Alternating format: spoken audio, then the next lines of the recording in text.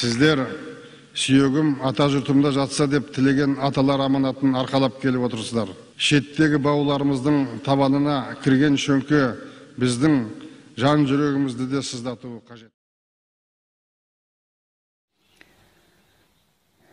Оралман деген сыйласы мол бір халық қой.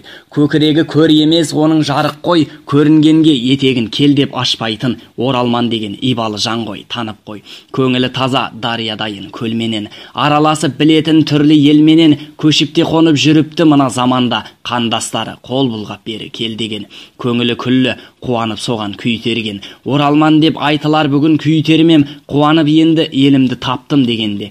Оралмансың деп көкірегінен итерген.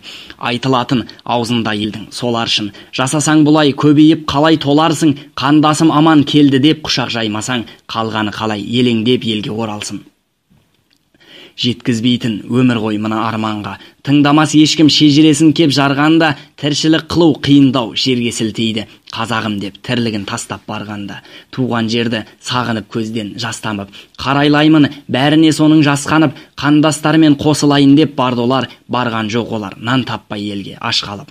Өзге елде де көшеде қаңғып жатқан жоқ, көкірегінен итеріп ешкім атқан жоқ, тәрбиесін сақтады ата бабаның, көшеде жүріп намысын көпке сатқан жоқ.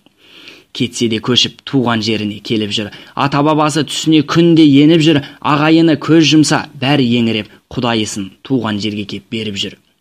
Жабырқайды көңілі оның сен десең, оралман деме жарасын оның емдесең, сан тарихын ұмытып олар кеткен жоқ, еліме келіп көріп кет егер сенбесең. Қариясына қуанар елміз сіз десең, ел болған соң келді деп жіпке тізбесен, Қызылқұм деген өлкеде бәрі бақытты, қандасыңның ибалыларын іздесең.